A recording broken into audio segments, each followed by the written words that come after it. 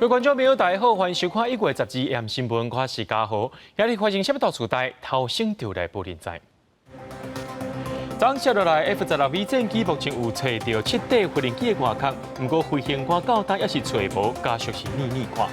国内伫今仔日增加4个本土病例，其中3个是去飞机甲服务员团接的民航人员，另外有92个带病入境，有一半是在机场查落来的。高雄驾照赛车造成143伤的嫌犯是第2届驾照赛车，目前检方要用杀人罪解起诉，要求法官就要判重刑。讲到空军家机455联队的飞行官陈毅，昨下晡3点外进行训练，所发生意外，摔落去家机的外海。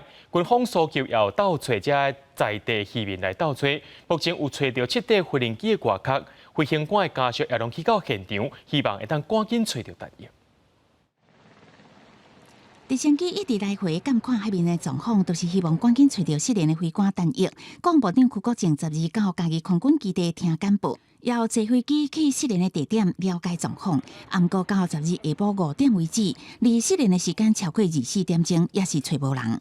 大家进出拢爱挖靠细只船甲迪牌啊，因为陈毅失联的地点伫浅海，下骹拢是烂土，大型工具机若是进入可能会沉落去。海巡的大只船只也因为水伤浅，无法度挖紧，敢会当挖靠用快也甲细只船来回找人。好甲再有热心的渔民甲巡守队斗相共走找。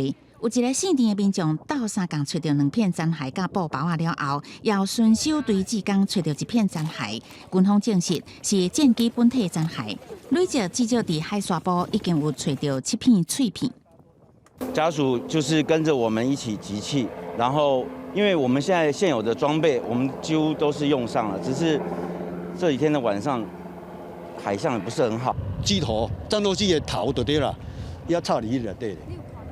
无伊，我靠，我用个刀把看一路正路咧啦。迄都安怎？都爱赶紧用看，用个马达甲抽水哦，看变看会起来袂？无迄汉重的我若起袂起来。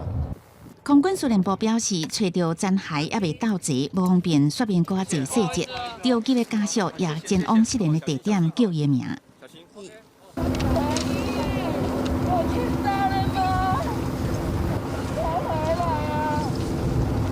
陈毅的父母、女朋友甲兄妹拢有到场，希望会当赶紧找到。熟悉当地海域也协助找找到残骸的巡守队志工讲，最近透东北季风，研判飞机可能会吹去岸边的海域，也有可能沉落海沙堡。所以除了直升机空中斗超吹，国军也一直坐细只船出海超吹。不过当地居民是烦恼，暗时6点了后打捞，能见度会变低，恐惊会增加超吹的难度。记者综合报道。这届 F-16V 战机发生意外，目前事故原因也正在调查。即卖又发现讲，这发生意外进前，飞行员甲战机的无线电麦克拍开。另外，也有军事媒去翕到讲，这战机的减速棒是挺开的，也因为这2种动作不是一般的情形会出现。敢是飞行官对战机无够熟悉，目前也正在了解当中。抢伫黄金救援时期，陆海空持续超吹。另外，空军也收集资料进行事故调查。当时，这台失事的 F-16V 战机当地准备大角度对地炸射演练，飞行员是无线麦克唔放，再加上现场航空迷有翕到飞机的减速棒开开，前 F-16教官认为这不是正常的情形。这个无线电通话钮在最上面，然后另外底下有一个东西叫减速板。看起来它是整个全开的，然后又无线电，除非他这个人手是这样抓着，那为什么手会去这样抓着？我所接触的人，包含我自己在内，都不可能有做这个动作，因为我不需要去动它。这届对地炸射科目虽然属有基础科目，不过前空军副司令张延定分析，这届飞行员弹药上位也算自浅，真侪种失事的原因都有可能。那又是海天一色。又是大角度投弹，高度不断的变化，空间不断的变化当中，造成他很多的负担呢。他在单位时间1秒钟之内要顾虑到10几样事情，那他对一个资遣飞行员来讲是严苛的。所以我认为要从复合因素来探讨，这不是单一的因素。中华民国空军广播，为台湾西南空域高度6600公尺的中共军机注意，请已进入我空域，向我飞行安全，立即回转脱离。虽然咱国发生军机失事意外，不过中国12日也是派出军机侵扰咱西南空域。张文婷表示，单月22个月前上线飞 F-16以来，飞行时速是62.2点钟，平均一个月较无3点钟。反映出因应中国军机侵扰，咱国战机起飞戒备状况增加，已经影响到空军训练的时间。陈上尉他是一个之前的飞行员，这些飞行教官器到西南空域执行任务了，飞机也到西南空域去飞行了。那他就在地面上，所以他那么长的时间只有飞61个小时。另外，这届军机失事阁引起各界关心。那座 F-16加装 Auto G Gas 自动地面防浪系统，是毋是都会当避免这种代志？空军表示，已经有甲美国采买，一定明年11月就会当开始安装。记者综合报道。继续带观众朋友来关心国内疫情消息。国内伫今仔日增加4个本土病例，也有92个带病入境。一寡带病入境有一半拢是伫咧机场去phòng检出来的。那讲到这个本土病例部分，一个是台北市的旧案例，另外3个是银行人员确诊，是桃园检病机甲服务员去到银行办代志，传染互因。国内境外移入个案，搁再创下新冠的纪录，12日也增加92例，其中58例是边境落地采检验出来，34例是伫厝检验出来，拢还未进入社区。新增的本土是有4例，其中台北市一个看护伫陪病的时阵被检出来，去年8接触过确诊个案，确定是旧案。另外3例本土是桃园机场互相烧的案件内底，甲确诊的2连塞车的人员的。顾服员太太共场所的银行的人员，3人CT值拢在20以下，其中1人有发烧，然后无爽快症状，显示顾服员2摆到银行，甲这3个人有接触。面对面的直接的在互相的业务上的互动，银行的部分的话，大概是差不多30个人左右了，30个人左右。那这部分的话，我想他们现在原先的时候是，如果没记错，那时候是有做一个初步的裁剪。指挥中心分析，最近的本土个案分做3条传播链，甲个案17307清洁工相关的机场的清洁人员，关于会还有保全是一条传播链。另外个案17473 2连塞车的人员相关的顾服员这个案，即阵这2条传播链内底，部分的基因定数已经出来，已经有25例，拢是相关的网络控诉例。另外台北市联医相关的3件个案，基因也在定数中。指挥中心讲，机场烧话应该是伫修理啊，对社区影响估计是愈来愈小了。另外一个就是我们计程车司机的17240，那17240去证明，跟另外司机17240证明说跟这一串是不同串，那但是相对的范围，因为其他司机也都被2采过了嘛，所以总共的那司机2采过也就这2个，那如果3采出来再没有，或者已经在居隔的，那这些当然就相对的就算是被控制住。不过，因应过年回乡的高峰，确诊是大大增加，造成医疗系统负担。指挥中心也颁布上新的改隔离政策，增加确诊者头一摆，呼吸道检体 CT 值大有也是顶有30，当时符合无相关症状，原抗体阳性，加上连续验2摆 CT 值拢大有也是顶有30，就使改隔离。记者综合报道。讲到桃园的疫情，即马是拖到校园去，伫8地大城国中，即马也重新启用食豆的防疫假帮。另外，中立某一间电子公司有员工确诊了后，也已经采检325个人，全部拢是阴性的，其中267个人奉送去集中检疫所隔离。也佮讲到一个中立某一间食品公司出现一对翁仔某，也就是2个员工来确诊，随家这接触者找来做体检，有398个人拢是阴性的，厂区今仔日也是正常营业。用餐喽，把你的隔板拿出来。学生听老师的指令，一步一步做出中昼用餐的实际情形。口罩就可以拿掉了哦。到今仔食饭时间，虽然摕来无度维持社交距离，通市立大城国中超前部署。虽然教育局无规定，不过学校也是午餐爱用防疫假帮。隔板可以防止我们在吃饭时间拿掉口罩的时候，我们没办法做好防疫。但是如果有了隔板，我们的飞沫就不会乱喷。从疫情拖到校园，也互学校提高防疫境界。若是基本防疫以外，早会颁奖典礼拢取消。有东海家长伫通机场工作，学生囡仔也自主请假。不过校长坦白讲，也是有部分家长心肝头的烦恼。这样担心当然就说怕是不是有一些潜在的可能的传播链，家长担心请假的，也有。但是都个位数。同款加强防疫，也有中立某一个电子厂出现确诊个案了后，紧急调回员工。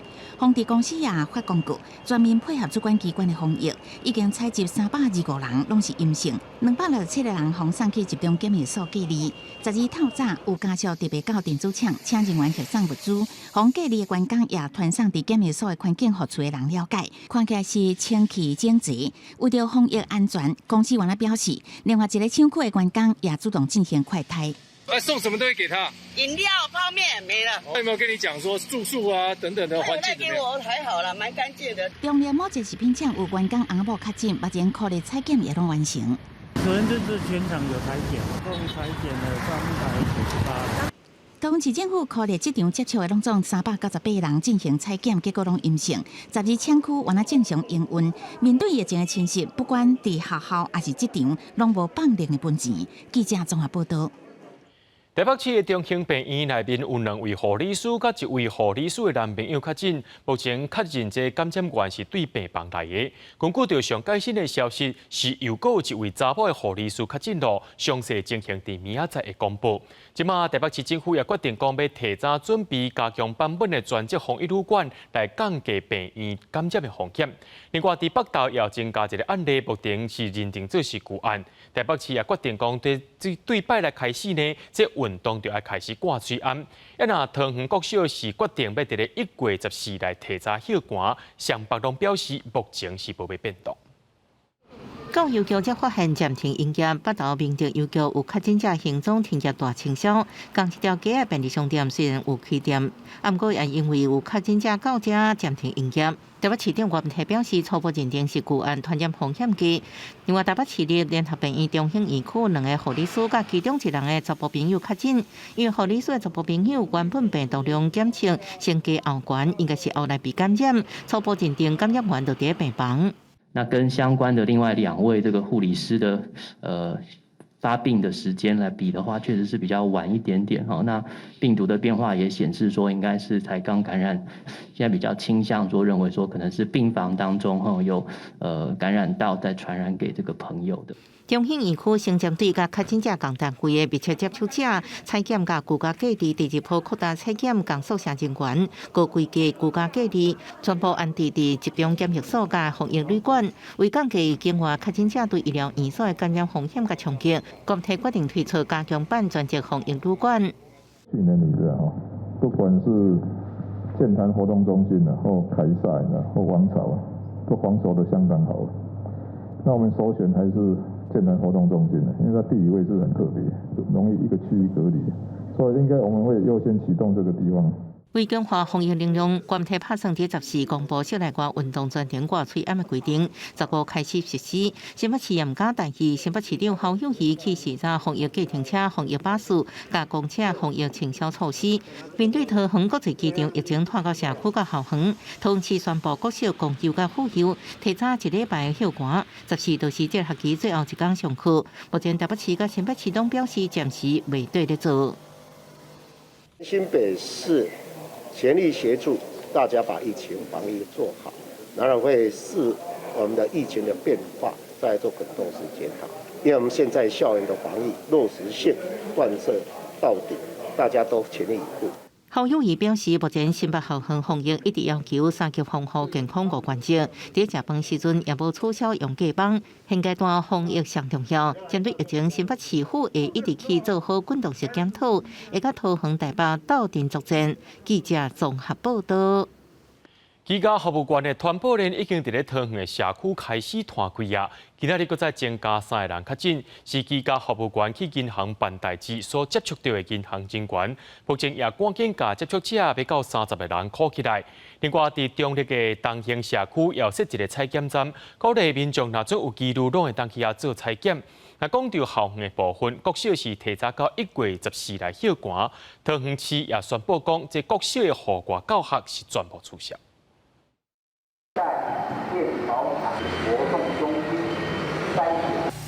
李长用公布鼓励桃园东兴里的里民会当出来采检，因为里内出现新冠病毒确诊病例，市中立联邦银行有3个行员确诊，银行记报了后，12伫门口打公告，暂停营业1天，进行大消毒。这航员有中吗？有。哇，这一次的那个传染力比较强。对。所以那会担心吗？尽量少出。因为通航确诊的居家服务人员捌到这间银行，甲航员面对面接触，即马社区银行有人确诊。卫生局是酷热航员甲保全将近30人，搁紧急增设采检站，要找出可能的稳重病毒。曾经在1月4号以后有到这个联邦银行洽公办理事情的人，或者是你跟这个航员曾经有这个接触的话，我想一定要来采检。环保局人员伫 KTV 头前的车路大消毒，因为为通机场规定小话摊开的团布链，地属着通逐天拢有民众确诊。上新的疫调，确诊者行过除了 KTV， 也佫包括夜市百货，也甲大卖场。为着防止疫情伫社区继续烧话，通知政府佫宣布各小的户外教学甲毕业旅行拢取消。因为国小都还没打疫苗，那同步的这个户外教学、毕业旅行也同步都停止，让学校安全能够确保。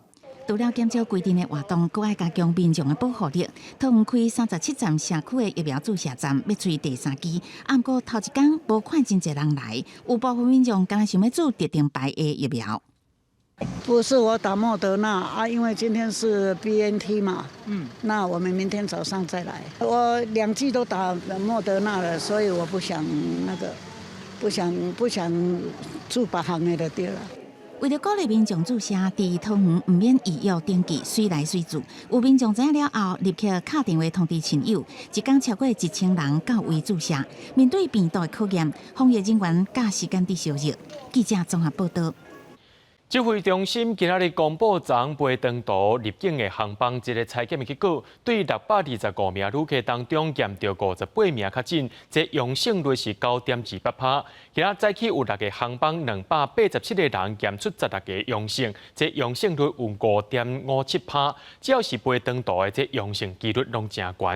指挥官陈时中表示，暂时无打算要禁止这寡飞长途的航班入境，是因为过年伫要到啊，若准禁止，对这寡想要回乡的民众伤害是真大。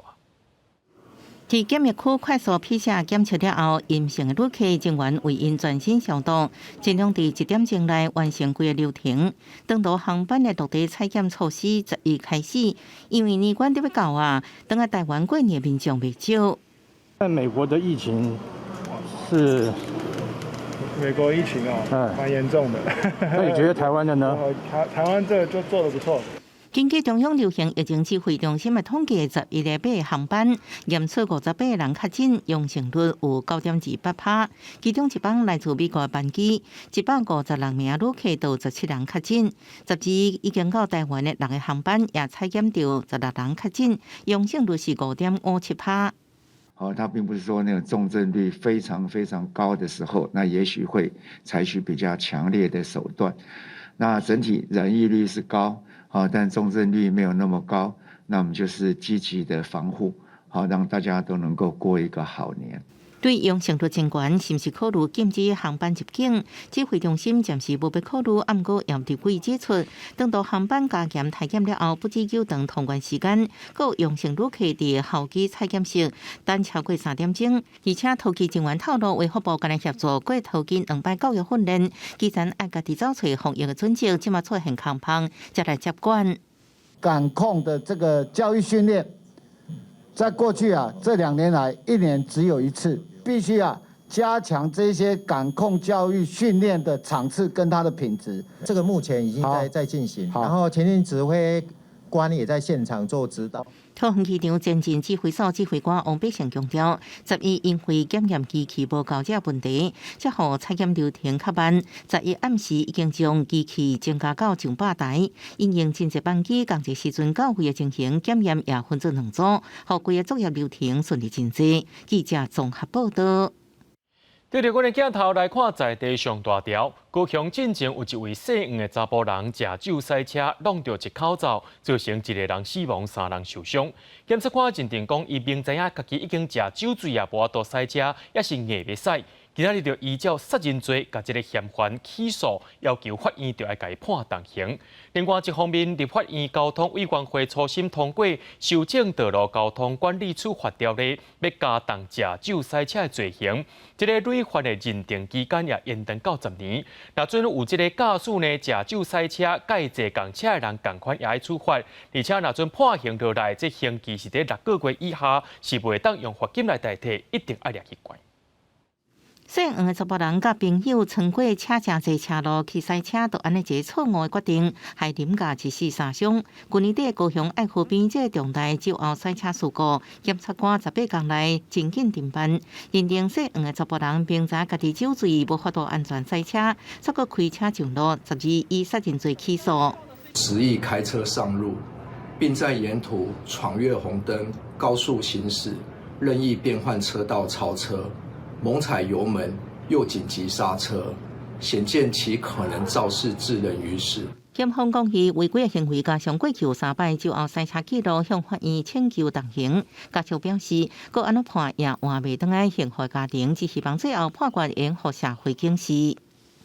他的这个判决可以让台湾的社会上少了一个酒驾的人，对目前社会上大家关心，然后也有帮助我们的人的一种社会回馈啦。立法院交通委员会12日初审通过修正道路交通管理处罚条例，累犯认定为5年2摆以上有长到10年。酒后赛车拒车累犯应比照通缉犯公布名字、相片等，共车乘客罚款为原本的600到3000，提悬到6000到15000。另外，法务部也下令严审酒后赛车累犯，6个月以下徒刑要罚监执行，不准易科罚金。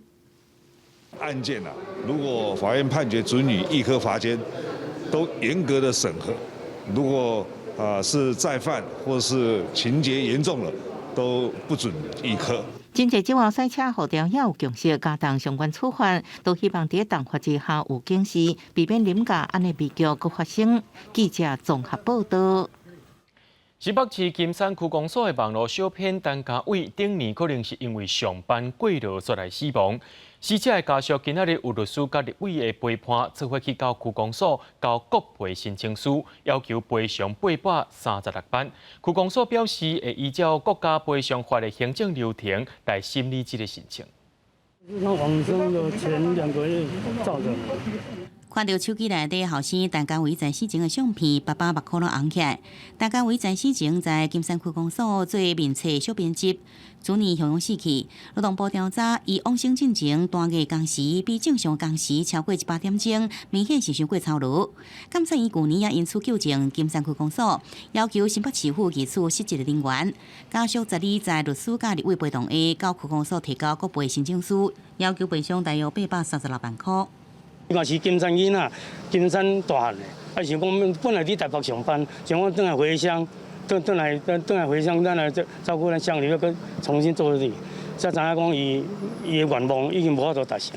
金山区公所在这个部分，管理上面其实是有瑕疵的，那所以导致说这个没有注意到说这个职业安全的部分，所以导致说这个家伟，很不幸的就因为这个过劳，那最后就离开了。金山区公所派出代表接下这个请求书，强调会依法来进行后续听书。对着媒体追问讲为安怎长时间都无来关心单价这问题，区公所代表是无回应。今天是家属正式以记者会的方式来第一次来申请这个国家赔偿。那公所今天接到这个国家赔偿的申请的话，就依国家赔偿的相关的程序来进行后续的相关的一个程序。陈家委任的律师是表示，区公所在请求书送到位的30天内底安排协议，若是无达成协议，会拍这个国赔官司。记者综合报道。真济民众赛车行速下界，若经过着花莲庄的路段，却定定无注意超过规定这个限速的部分，就一台这个掠超速的翕相机伫遐等你，敢若去年就掠5000外件，这罚单的金额斗起来有5600多万。在九线166.5公里向南出苏花街的庄德路段，伫派出所头前电话亭后边一支测速翕相机，去年就取缔5138件，为国库入销5600多万。在地人拢知影，经过这所在要减速到50公里以下，毋过外地游客就无清楚咯。到村庄应该要减速，没错了。因为这边有时候怕小孩子冲出来啊，或者是老人家喝酒醉的啦，怎么样的哈，行动不便的慢的啦。因为我们是当地人，所以我常开应该是还好。但外地人的话呢？外地人的话应该不清楚。很容易被照到，对不对？对。关警局交通队是表示，这路段因为苏花公路出口道路变直了后，赛车人真紧就加速违规。不过说，测速翕相机了后，加上疫情因素，违规数量也明显减少。去年所统计，我们有从46000多件，已经有减少了11000多件，主要是疫情的影响造成，还有民众的出游的意愿不高。根据警方资料，花莲全县有32支固定式测速翕相机设备，路边无定时也有临时雷达测速。警方强调，此地是为了防止超速，才未发生事故，绝对不是要让倒一个所在处理工具成做变速王。记者综合报道。世界卫生组织表示，未来6礼拜到8礼拜之间，欧洲一半以上人口恐惊拢会感染到Omicron变种病毒。另外，在加拿大的魁北克，这感染人数甲死亡率一直拢真悬。当地政府也拍算讲，要甲一寡唔注疫苗民众扣健康税。大型疫苗注射站人丁排真长，加拿大魁北克省疫情也真严重，当前死亡率一直真低，全省死亡人数达到1.2万人，是全国上低。看目前还有超过1成人唔注疫苗，政府拍算用新步，要向无注射人征收健康税。Those who refuse to receive their first dose in the coming weeks will have to pay a new health contribution. I know the situation is tough, but we can get through this together. 魁北克省长11公布这项新的政策，提起无注疫苗人已经造成医疗体系负担，所以需要付出代价。若是所需要负担的税金至少100加拿大币，相当是新台票2200。不过具体实施的细节还搁伫咧研究，若是因为医疗因素无法度注疫苗的，无包括在内。进前，欧洲大西洋航空2台为意大利飞往印度的包机，到印度机场体检了后，有300人检验出阳性反应，确诊率达到82%。英国 BBC 报道指出，在经过调查了后，才发现是实验室的问题。当地卫生首长表示，已经暂停合作，同时也下令要追查倒一个阶段出问题。The Institute for Health Metrics and Evaluation forecasts that more than 50% of the population in the region will be infected with Omicron in the next 6 to 8 weeks. Omicron 小way速度真紧，即马已经侵入巴尔干半岛。世卫组织表示，未来6至8礼拜，超过一半欧洲人会感染到。另外一项报告也讲，2022年头一个礼拜，欧洲确诊病例超过700万例，在2礼拜内增加1倍。公司新闻王碧文编译。Omicron 变种病毒和疫情当日滚价，全世界搁再碰到供应链加通货膨胀压力。世界银行预估全世界今年的经济成长会变歹，对去年的5.5%降级到4.1%。另外，美国受到疫情、气候加欠工人影响，真侪大卖场的商品拢开始咧欠货啊。美国南卡州这大卖场因看到真侪货架空空，为清洁用品、鸡卵50样到冰箱内底、鱼肉等，拢明显欠货。目前全美国大卖场欠货比例为平常时1成以下增加到15%。主要原因是真紧滚加全国Omicron变异株加大西歹天气。和疫情开始就存在全国供应链加欠工的问题，即马更加严重。Some companies talking about they've had more positive tests in the past 2 weeks than they had in all of 2020. Those positive tests are taking people off the front lines. It's forcing companies to shut down manufacturing lines preemptively, and it's leading to just simply not enough supplies. 欠工和生产线放慢，货车司机欠8万人的历史新高，不止送货延迟，也影响进口物流。美国劳工部公布上新的就业报告，显示12月新增加就业人数比预期较低，不过失业率降到3.9%的12个月成绩，工资甲福利也继续成长，因为对就业市场有信心。大利这条也在继续，敢若去年11月到450万人开除头家，加重企业招募甲劳财压力。Many workers are quitting because they're finding better opportunities. And in fact, the high quits rates we're seeing right now are very consistent with the high level of job openings. They're over While there are about 11 million job openings in the labor market right now, which is near record highs. 全球经济因为疫情起起落落的变数，各国索安刺激政策加上供应链危机。世界银行半年一摆全球经济展望报告，预告今年全球 GDP 可能成长4.1%，比6月预测的4.3%较低。富足国家甲开发中国家复苏的速度明显有落差，和好业产车更较无平均。公司新闻是会中评价。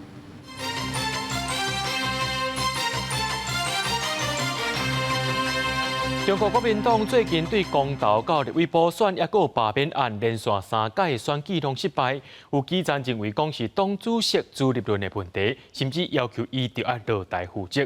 朱立伦伫今日表示，伊会担起所有责任，也让下晡的中常会中常委提案召开董事会议，邀请拿赢的县市首长和其他的头人来做伙讨论党内路线。朱立伦挂保证，伊会改变决策的方式。因为现在蓝营只有韩国瑜。大话朱立伦来韩国撸起来，原来团体那天行动联名，在下晡在国民党中央党部外口集结，对国民党在4大公投、中立委补选加罢免林统做3连败，要求党主席朱立伦落台来负责。朱立伦讲，选输号码是应该，会把所有责任拢打起来。党的失败，我必须要一肩承担所有的责难，都应该向我来。你选输了，当然被骂是应该的。3届连续来失败，引起国民党内底议论，是不是要调整党内路线？朱立伦定调3大方向，党的路线永远是坚持中华民国、爱台湾，争取少年人的认同。2020年底选举，有中常委提案召开董事会议，邀集国民党14位县市首长、历任的党主席、精英领袖等展开大检讨。总统的这一个败选，立法院也全面溃败，再加上来，韩国瑜被罢免，高雄补选不利，甚至于。这个公投到现在的中2的补选，我们是屡战屡败，我们要赶快找出我们的病因，对症下药。韩国瑜同志是中华民国不可多得的政治奇葩，也是政治奇才。朱立伦强调，会扩大决策范围，讲到全党的声音。不过，国民党对2020总统大选开始，因讲每一摆拢失败，现阶段真需要找出病因，对症来落药。什么人会出诚多？国民党的诸葛亮、有中常委特别点名，前高雄市长韩国瑜。我们非常欢迎，包括赵董事长、包括韩市长、卢市长、侯市长，所有党内的县市首长、各界的同志，一起来为接下来年底2022的9合1选举来打拼。国民党表示，董事会议由党内高层、县市首长、中常委到各地来听基层的声音，加里长来座谈，争取支持。记者综合报道。今年底县市首长选举，民进党已经开始准备啊。去年全大会通过6都市长人选，拢由党主席蔡英文总统来定调提名。现任的县市首长敢会大胜提名，引起关注。为着这新的县市合并，林志坚讲无要选合并了后的新竹市长。有人讲伊会当去选新竹县或者是桃园市。林志坚表示，讲这款物件拢伤过早。2021年县市长选举，民进党积极备战。去年全大会通过6都市长由党主席蔡英文定调，6都的台南市长黄伟綽甲高雄市长陈其迈寻求连任。这摆县市长是不是应优先提名，引起关心。这个他是没有写到现任优先了，就是授权给党主席做综合的一个考量。到地方征询有意参与征召的人选有哪些？那征召的时候，他也会有一个参考式的民调，也会有，不是说我比较喜欢谁或者看谁顺眼我就提名谁。总统一定会有一个很好的处理方式，尤其这次选对会就是府院党，未来到底谁适合选举，然后谁适合进到行政单位、行政体系，然后如何能够提出一个最漂亮的国家队跟台湾队。黄伟綽甲陈其迈有希望寻求连任，台中市长热门人选有立法院副院长蔡其昌甲立委何心存，台北市长是前副总统陈建仁甲前外交部长林佳龙互相相关。新北市长有卫福部长陈时中，任期届满的基隆市长林佑昌甲新竹市长林志坚是点名参选桃园市长，林志坚甚至个传出要参选新竹县长。利用这1年的时间在力推大新竹的合并升格，那我想这些对我来说都比我个人的下一步来的关键了那我也谢谢大家大家真的不用一直在帮我找工作了哦。那现在谈这些都言之过早。民进党大多人选还未决定，这门人选是一直在讨论。12中执会也通过直辖市长甲县市长提名作业，由蔡英文担任调解人的指控自治选对会办理，表示一个人选定直辖市定选或者是协调小组。记者综合报道。中华的中州科技大学有收对乌干达来的外国学生，不过这寡外国学生即马煞跳出来指控学校，讲因拢无摕到奖学金，导师上课拢用华语，学校安排因去工厂煞拢做超过时间。即马就民间团体陪同树林出来开记者会，要求教育部就要调查这款恶质的行为。For the 2 years I have been in Taiwan, I have moved from working over 10 hours a day, spending 3 nights without sleep, eating pai gu fan of $40 NT as a meal for weeks. 来自尤干达的 Collins 原在听中州科技大学承诺讲，会使来台湾上专英语的教学课程，而且有奖学金加实习机会。但是来台湾了后，这个承诺拢变成空，学校甚至安排伊伫工厂超时工作。伫中州科大，阁有15位拄着甲 Collins 同款问题的尤干达学生。I decided to come forward because I realized that if I don't do so, then a lot of dreams are going to be buried. Not only just mine, but I have a lot of friends who have similar aspirations. 缺学生的失效，后段的失效，缺廉价劳工，缺廉价劳动力的企业，以及靠人口贩运图利的这个人力中介公司，三方共谋的这个新南向产业合作国际专班。Collins 即马转学到政治大学，教育部初步认定中州科大牵涉重大违事事项，除了限期改善专案辅导学校以外，嘛停止收境外学生甲靠补助款。民间团体讲 ，Collins 不是唯一的个案，教育部爱有作为，主动学校剥削境外学生。你要苛责学校，要提出充分的经费。要提供完整的语言协助，要给予生活支持、奖助学金、专业师资，不然你政府你大可限制他们招收境外学生。教育部表示，若发现雇用境外生的厂商违反就业服务法，也是有人口贩运的情形，而且劳动部甲检方调查。针对民间团体要求全面调查各学校境外生的教学状况，教育部表示会列进每学期的教学品质查核。记者郭本条随台北报道。林内的海草大公投案伫去年底确定无通过，政府说来要推动第3天然气接收站做对外海气方案。今日下晡是公投了后头一届进行观察审查，公投推动小组搁再提出5大诉求，包含伫观察案通过进前海气工程爱先停工。仁爱海草大公投推动小组来到环保署前，虽然公投案最后无同意失败，不过因继续的监督，向外分出去的方案观察审查，搁提出5大诉求，要求伫观察通过进前海协工程爱先停工，乃做逃造施作，都是欺骗人民。还继续旧的回避修正替代方案来施工，那这样子的话，就无异于是政府对全国人民施用诈术，在诈欺全体国民哦。当时公投带台判中前呼吁政府信守卖污、卖造地、卖破坏生态承诺，安尼无爱将海报环拆掉。违反公投的承诺的时候呢，必须要拆堤还海。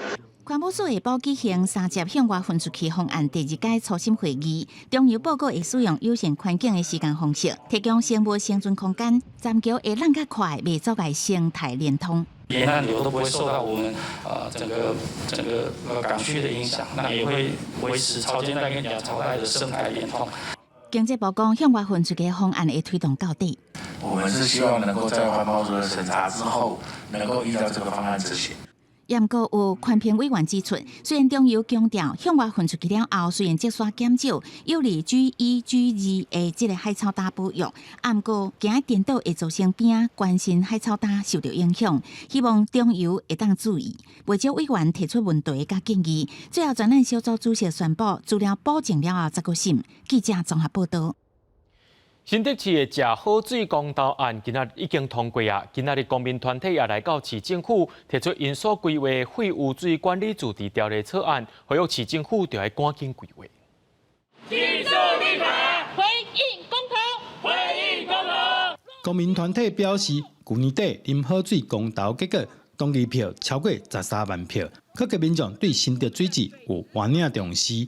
希望市府应该依照公投结果，定出废污水管理自治条例。头前溪是我们整个大新竹的一个母亲，我们希望头前溪的那个水质也能够更好，更多的废水能够分流排出。希望市政府能够愿意停下来做苦工，去把灌溉水跟我们的饮用水水源有哪一些污染源能够汇整出来。所以希望市政府在这上面努力，而不是单纯帮我们调来自来水，因为自来水并不是回应这一个公投主文的要求。除了自治条例，公民团体也要求设立废污水污染管理委员会，讨论水质管理的代志。除了公民代表，各党团也来到现场，表达对啉好水的支持。能够设置专职的委员会，来让我们的水质管理能够在事权上面一致，让民众真的有好的水质，然后能够获得水源完整的保障。针对诉求，市府表示，目前已经开始自治条例的准备作业，会统整市民、民间团体以及专家意见。13迄天会邀请民间团体做伙参与会议。记者杜君和新竹报道。中华县有送件要升做第7都，立法院内政委员会今仔日去到中华考察升格准备进行。内政部表示，目前正在要求中华县政府补件。县长王惠美表示，升格是一定爱，中央莫阁阻挡。明年是中华建县300年，成为六都以外第一大县。中华县府要拼升格第7都，有人认为应着扩大中的自吸效应，不过也人烦恼财政问题。彰化的人都会往台中去，变成如果这一变直辖市，台中的人就会直接来彰化。我觉得一般人直觉会觉得说升格的话，就是经费会变多嘛。那如果升格经费又没有变多，那干嘛升格？中华县内政委员会12日去中华考察升格准备进行，升至北国山大佛前，听县府的城市规划报告，搁去议会甲国级民代座谈。中华县府认为，以即马地这法规定，无论是人口数、甲经济文化都会发展，拢应达到法定升格标准。县长王惠美阁批评，中央政府若搁以其他理由下条例，是引起县市之间的对立。高雄到现在也才930亿，他们就可以升都。台南也不过才850人，他们也可以升都。那彰化人口密集度到1167人，通通不能升都。阮彰化人真是比人较细汉。内政部政务处长陈宗彦表示，中华县府议定改制计划已经议会同意送内政部，目前要求县府就应在民事项补件。财政立委要求内政部长表态是不是支持，陈宗彦是无表示。讲内政部的立场啦，我一只表示立场，安尼唔免审查小组啊，对不对吼？所以我这你爱互大家了解，咱来交互审查小组去进行。伊表示，升格伫合适，若要赶年底大选6月25爱完毕所有定数，佮公布选区区。内政部依法先伫审查小组提出审查结论了后，最后送行政院核定。记者综合报道。黄金海度假村规划要起伫咧台东毗南的嘉路兰，案件早期进行第5届权限查初审，就算开发单位减少房间数量，当地部落的族人也是表示反对。环保团体也讲，这个案件已经20年啊，审15届拢无通过，代表问题是无度解决的。目前专案决议退转去事业主管机关。为台东来的嘉路兰部落代表徛伫抗议布条后面，透早5点，因就为台东坐火车来北上，为着就是希望伫下载的宽屏专案小组会议当中，表达部落坚决反对黄金海度假村的开发。我们今天我带着部落族人的心声，我们是坚决去反对这个开发案。下早环保署举行黄金海度假村第5届权限查专案小组会议，开发单位报告已经向嘉路兰、刺桐、都兰3个部落来沟通。就算案件89年就已经通过权评，比94年才实施的原住民基本法较早，但因嘛是会继续来沟通。私有土地当然是可以免取得这个咨商同意的，这个部分我们非常尊重部落的这个要求。款团一期本案2000年通过权评，接下来进行变更，到今经过20年15届相关的审查，拢无法度厘清问题。案件应该直接退回目的事业主管机关交通部观光局。开发单位是决定佮展现降低环境冲击的成绩，甲房间数。各为450间降成390间，嘛答应要撇开富山遗址设立遗址的缓冲区。记者林丹撇读台北报道。云林斗南的文安国小规划一个活动，让学生囡仔去到社区，和时大人学做草仔粿，囡仔人通学到传统文化，嘛会当甲老大人互动交流。手拿粿册，甲阿包一笔内底，目睭斟酌看阿公阿嬷的动作，都惊有一步顶打去。云林斗南的文安国小和社区合作，规划实农教育的活动，让学生甲时大斗阵做草仔粿。阮今日讲负责教这个小朋友做这草仔粿，感觉袂歹啦。遐囡仔拢足巧的，伫学足紧的，教到会啊嘿。现代囡仔是愈接使用科技产品，人甲人之间的交流也变少。为着要让学生有无共款的学习机会，学校特别安排这个活动，佮让学生替这时代能会合，就亲像照顾家己的阿公阿嬷。不错。很好玩的，平常没办法跟他们一起互动啊。觉得就是可以获取一些平常获取不到的经验，因为平常阿公阿嬷都要去田里工作。囡仔吼，伊来社区，伊是一个小小志工的服务啦。这个时代会当食做这个草仔粿，吼，这个记忆会当传予这个囡仔。现此时，愈少年的囡仔是愈罕伫食草仔粿咯。学生囡仔遮尔认真学习，社区的时代拢感觉真欢喜。透过这个活动，唔但互社区居民的感情愈来愈好，咱传统的食食文化也会当传承落去。记者综合报道。台湾甲日本两位做模型的大师，对1月13开始要伫咧高雄建立因的美型人生，甲因囡仔时代记忆全部缩小，变做是幼路的模型创作。其中也佫已经指挥中心的缩小版本，带观众朋友做伙来看。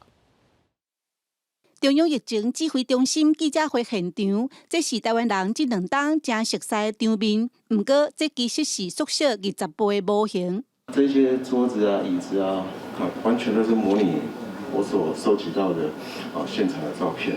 佮有一件甲修理精标的店头缩小放伫个八角挂钟内底，手路真优秀。这拢是地方店上新的作品。这个展览是地方展甲日本电视冠军模型大师山田道司联手，不管是柑仔店、街路，也是夜市仔的鸡排店，佮有另外一区是日本昭和时代的风景甲店头。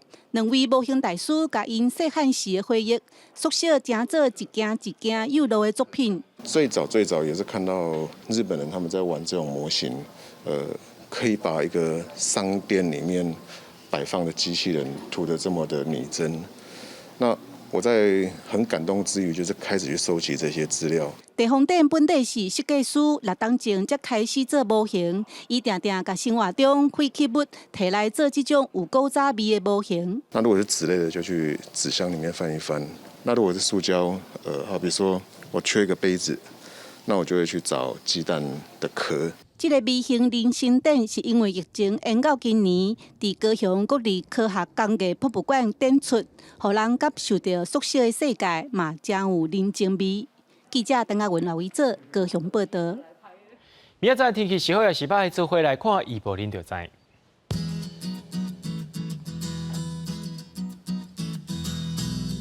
基隆到新竹是对13度到16度。苗栗到云林对12度到20度，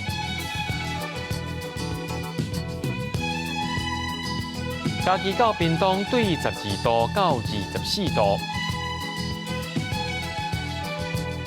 宜兰花莲台东对13度到22度，平湖金门马祖对9度到19度，还有未来3天气象。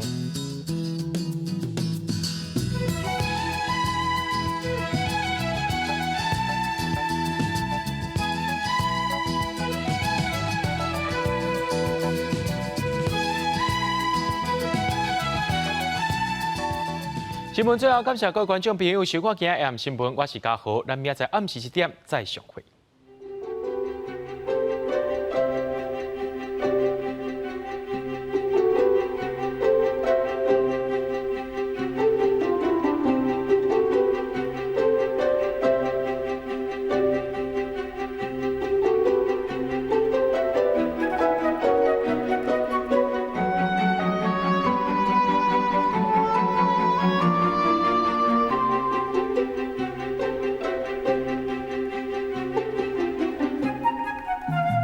了。